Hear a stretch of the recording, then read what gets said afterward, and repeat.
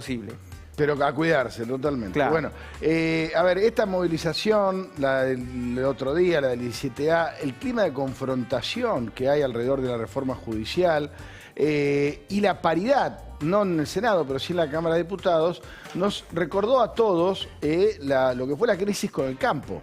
¿Se acuerdan? Y el famoso voto no positivo de Julio Cobos, entonces presidente del Senado y vicepresidente de la Nación. Lo tenemos a Cobos en línea. Julio, ¿qué tal? Gracias por atendernos. ¿Cómo estás? ¿Qué tal, Tato? Un gusto. ¿Cómo anda usted? Bien. ¿Estás en Mendoza, sí? Sí, en Mendoza. En Mendoza, desde que está la cuarentena, no nos hemos movido de la provincia. A ver, todos en estos días nos acordamos de lo que fue el conflicto con el campo, en esta decisión de Cristina en aquel momento de ir a avanzar con la 125, a pesar de que Alberto Fernández le decía, no vaya a estar al frente, a veces conviene negociar, a veces conviene ceder. ¿Qué te recuerda y comparando un hecho con el otro? Bueno, yo le decía a un colega tuyo que la 125 pasó a ser una unidad patrón de comparación, ¿no?, de los conflictos. Sí, claro. Cada vez que aparece un conflicto, como Vicentina apareció recientemente, bueno, siempre recordamos la 125. La verdad que es repetir un conflicto innecesario, ¿no? Recordemos que aquella vez era inclusive una resolución que era potestad del gobierno nacional y sin embargo decidió someterla a consideración del Congreso, pero bueno, en aquel momento el Congreso era avalar, ratificar, era como un tratamiento que se le da a los acuerdos internacionales, o se rechaza o se ratifica, no había margen para cambiar nada, si no hubiera ocurrido todo lo que ocurrió. Y acá, que esto sí es potestad del Congreso, pero lo que pasa es que en cambio que son estructurales, tanto como este que se está proponiendo, y más aún cuando se trata de un poder del Estado, y que estas acciones trascienden un gobierno, bueno, no solo es importante el contenido, que si querés enseguida hablamos del contenido, sino la forma con que se encara esto, ¿no? Yo ponía de ejemplo cuando fue el tratamiento del Código Civil, que son como 2.670 y pico artículos, y sin embargo llegó totalmente consensuado. Me tocó a mí, siendo diputado de la Nación, aprobarlo, un código modernizado, después de muchos años de uso a la sociedad, y la verdad que no tuvo ningún problema, ni de rechazo a la sociedad, ni de rechazo político, ni de objeción de la Corte, ¿no? Como ocurrió en otro que no se siguió este camino, como fue aquella ley planteada también dentro de un marco de reforma, como lo que se llamó democratización de la justicia. ¿Te acuerdas que hablaba del Consejo de la Magistratura, que lo podía integrar cualquiera, y de elección popular de los jueces? Bueno, todas estas cosas. Entonces acá no se ha respetado esta forma. Esta forma de llegar a un preacuerdo, a ver cómo iniciamos el tratamiento. Entonces se impone una reforma donde el actual presidente del Senado hoy dice esta no es la reforma que necesitamos, ¿no? Palabra más, palabra menos, lo que expresaba. Entonces digo yo, si no es la que necesitamos, ¿para qué la vamos a tratar el jueves? ¿No será que se está atajando, Julio, a la posibilidad de que no salga la reforma? Porque en Senado parece que pasa, pero en diputados se ve que al gobierno no llega todavía los votos, ¿no? Yo creo que no va a pasar esta. En diputados no. Va a ser rechazada si es que se logra quórum. Pero me parece que en principio no tendría quórum y sería postergado. A lo mejor lo que espera el gobierno es que allá se produzcan una serie de cambios que se han introducido ya, pero a título de negociación política, no en busca de consenso, sino en busca de votos. Fíjate que la reforma eran prácticamente 4 fueros que se unificaban en 2, inicial. Y ahora quedó, después de las negociaciones que han hecho, que no lo han sido con la principal fuerza de oposición, no se unifica el fuero civil y comercial con el contencioso administrativo, donde lo contencioso administrativo también es un fuero complicado, tanto como el fuero que está en Comodoro Pi, ¿no? Y se crea un tribunal que es inédito en la historia judicial argentina, con mayoría en lo contencioso administrativo. Las reformas que se encaran en las provincias originalmente eran la creación de 94 juzgados se pasa después a 62 y se crean cámaras. Fíjate la improvisación y la incoherencia que a pedido del gobernador Rodríguez A, él puso un ejemplo en la última reunión que tuvimos ahí en la comisión, decía, bueno, ¿por qué un habitante de San Luis de Nueva Galia tiene que ir a Mendoza a tramitar un expediente en recurso en la Cámara? Porque no hay una Cámara en San Luis. Bueno, crean la Cámara de San Luis, pero crean un juzgado de San Rafael, el sur de la provincia de Mendoza, y la alzada es la Cámara de San Luis, o sea, que ni siquiera es la de Mendoza. Entonces, esto como el costo que esto implica, que no ha sido bien evaluado. Ahora, ¿por qué el apuro? 900 millones de pesos y llega a 6.000, de acuerdo a nuestros números, sí. No, ¿por qué el apuro entonces? ¿Qué es lo que, Bueno, por eso es lo que nosotros decimos. No tiene que haber ningún apuro en este sentido si queremos. A ver, y lo que vos tenés que fijar en estas cosas, cuando son estas reformas, bueno, ¿hacia dónde vamos? Vamos camino a implementar el sistema acusatorio, donde uno sabe que en el sistema acusatorio es el fiscal el que tiene todo el poder de instrucción, de recolección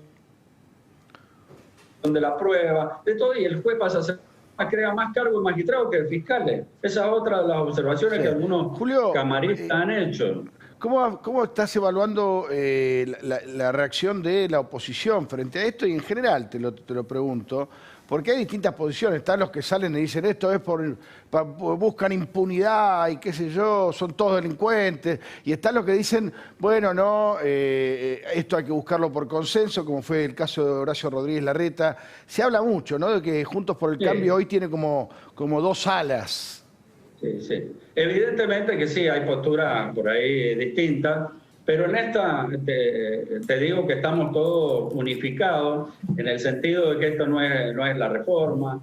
La oportunidad, a ver, la justicia contribuye al sistema de seguridad, sí, claro, que es un problema de la ciudadanía, ¿no? Porque yo siempre digo, la seguridad son tres patas: la prevención del delito, el sistema judicial y el sistema penitenciario, para que ahí se rehabiliten, ¿no? Y si andan bien esas tres patas del sistema de seguridad, bueno, anda mejor la seguridad. Entonces, la justicia siempre se tiene que estar modernizando, ayornando. Pero acá estamos como si hubiera linealidad, ¿no? Tenemos 23 juzgados en Comodoro Pi, lo llevamos a 46. Como si aumentar o duplicar, y lo mismo en la provincia, tenemos 94 juzgados y entre cámaras y jueces pasamos a tener el doble. Yo me pregunto, valga una comparación, ¿no? Imagínate si el Poder Ejecutivo dijera, bueno, mire, como tenemos tantos problemas en la administración, vamos a duplicar los cargos de los ministros, los secretarios, los directores, los empleados, y así vamos a tener una mejor administración. Y un Estado infinito al que hay que pagarlo. Juanpi. Sí, Cobos, buenas tardes.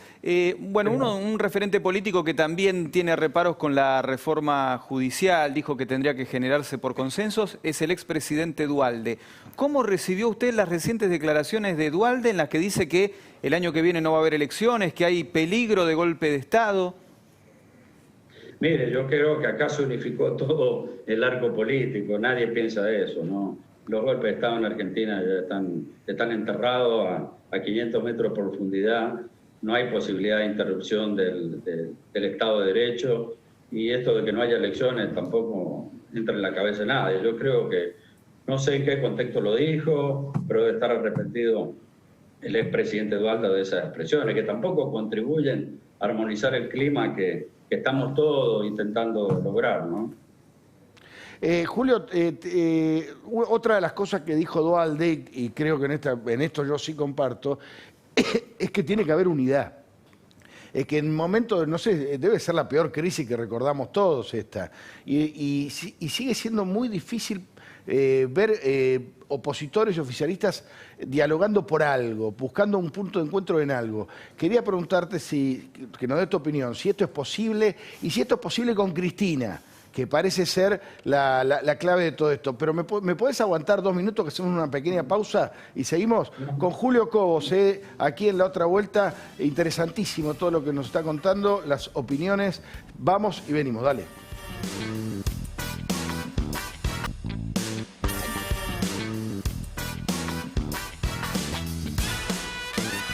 Bueno, seguimos aquí en La Otra Vuelta, en La Nación Más, señoras y señores. Está Julio Cobos, que tuvo la amabilidad de esperarnos.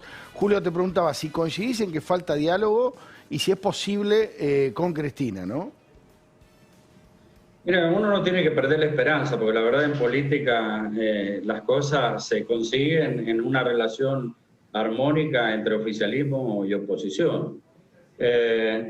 Cristina tiene que ocupar el rol que le da la Constitución, pero para permitir esos acuerdos, que gran parte de los acuerdos se logran en el Congreso de la Nación, tiene que habilitar y delegar el poder en lo que son las autoridades de bloque. Así es la tradición de cómo ha funcionado el Senado.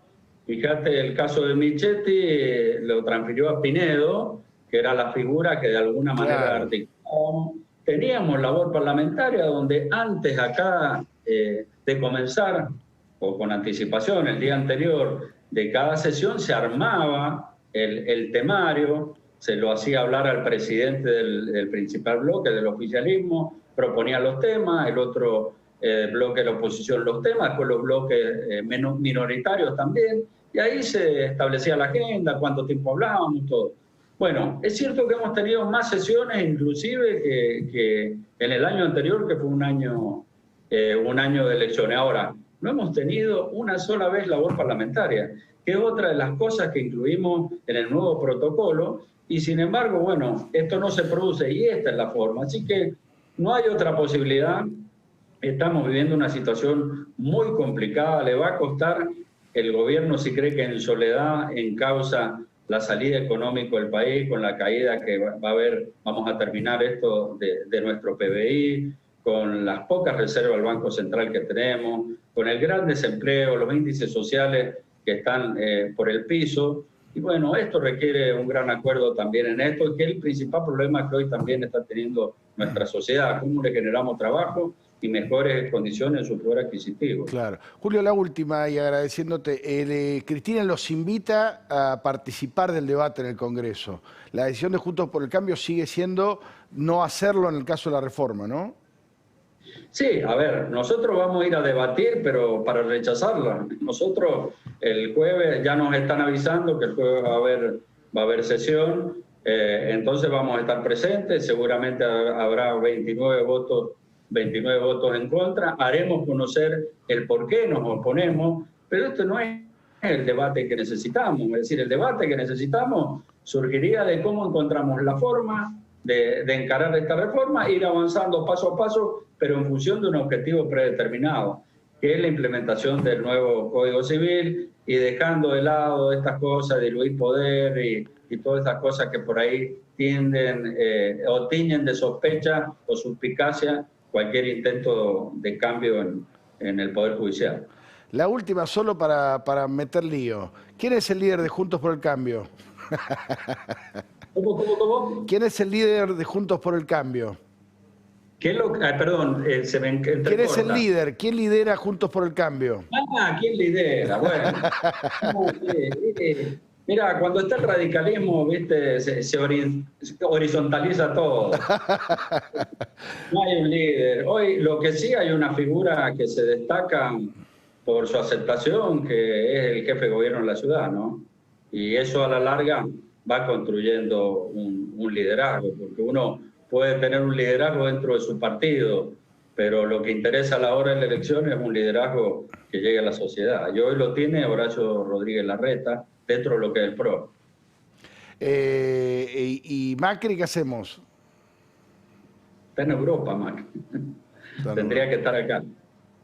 Si él quiere, a ver, yo creo que Macri, el primer presidente que termina su mandato, que no viene del peronismo, con cosas buenas y con cosas malas en su gobierno.